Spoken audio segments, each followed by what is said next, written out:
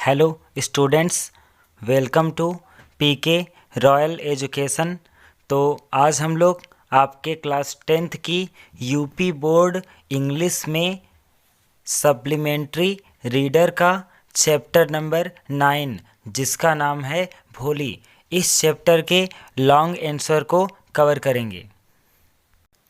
इस तरह से हम आपके क्वेश्चन नंबर फर्स्ट को देखते हैं, जो कि लिखा हुआ है हु वाज बिशंबर, यानी बिशंबर कौन था। Why did Bholi's parents accept his marriage proposal, और भोली के माता पिता ने उसके द्वारा दिए गए विवाह के प्रस्ताव को स्वीकार क्यों कर लिया।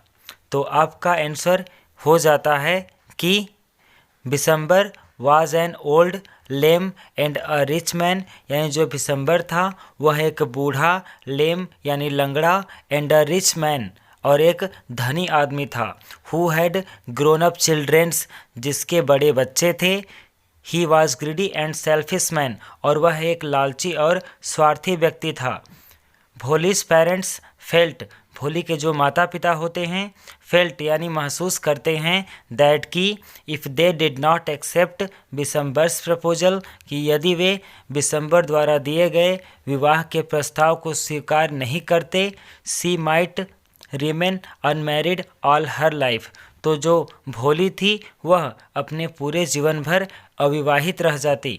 हर मदर सैड, और उसकी माँ ने कहा दैट कि Bishambar was from another village, कि जो बिशंबर है वह दूसरे गांव से है।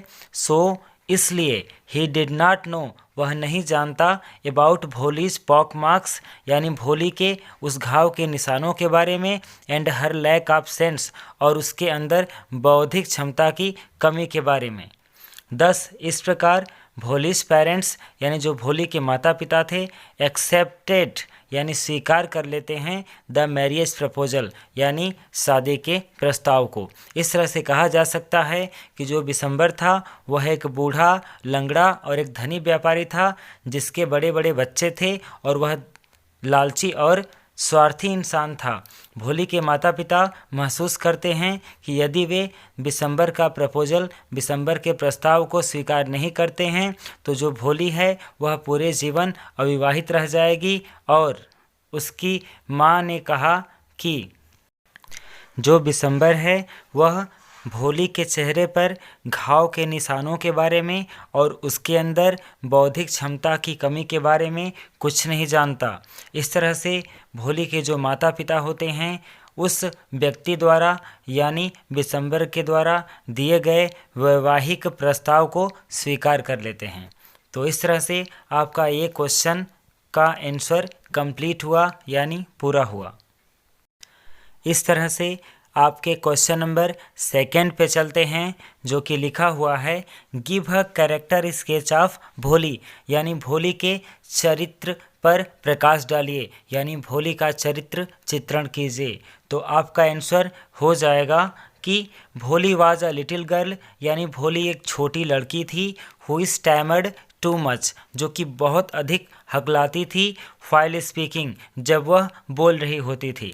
सी was the youngest daughter of her father Ramlal, और वह अपने पिता रामलाल की सबसे छोटी पुत्री थी, सबसे छोटी बेटी थी। फेन भोली वॉज 10 months ओल्ड, यानी जब भोली 10 महीने की थी। She had fallen of the caught on her head, वह अपनी चारपाई से अपने सर की तरफ, सर के बल नीचे गिर जाती है। And it had damaged some part of her brain, और ऐसा करना, ऐसा होना उसके सर के कुछ भाग को क्षतिग्रस्त कर देता है। Due to suffering from small pox, और कुछ समय तक चेचक के रोग से पीड़ित होने की वजह से भोली had pock marks on her face, भोली के चेहरे पर कुछ घाव के निशान बन गए थे, कुछ फुंसियों के निशान बन गए थे। बीइंग एन एजुकेटेड गर्ल, इस तरह से एक शिक्षित लड़की होने के कारण सी डिनाइड टू मैरी, वह शादी करने से मना कर देती है। और decided to teach in the same school, और वह ठीक उसी स्कूल में पढ़ाने का निर्णय करती है जहां वह बचपन में पढ़ा करती थी। And she desired to serve her parents, और वह अपने माता पिता की सेवा करने की इच्छा भी व्यक्त करती है।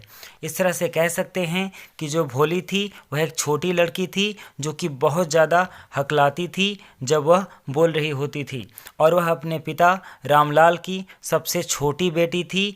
जब भोली 10 वर्ष की थी तब वह खटिया से सर के बल यानी चारपाई से सर के बल नीचे गिर जाती है और उसके सर में कहीं चोट लग जाती है, जिसकी वजह से उसे मानसिक कमजोरी का सामना करना पड़ जाता है।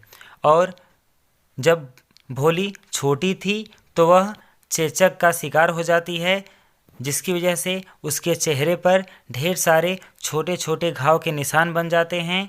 अंततः जो भोली होती है, एक शिक्षित लड़की होने के कारण वह अपने पिता के सम्मान हेतु शादी करने से मना कर देती है और वह उसी स्कूल में पढ़ाने का निर्णय करती है जहां वह स्वयं बचपन में पढ़ा करती थी, और वह अपने माता पिता की सेवा करने की इच्छा भी व्यक्त करती है। तो इस तरह से स्टूडेंट्स, आपका एक क्वेश्चन नंबर 2 का आंसर कंप्लीट हुआ। अगर आपको हमारा वीडियो पसंद आए तो आप इसे लाइक करें, शेयर करें और हमारे चैनल को सब्सक्राइब करें। धन्यवाद।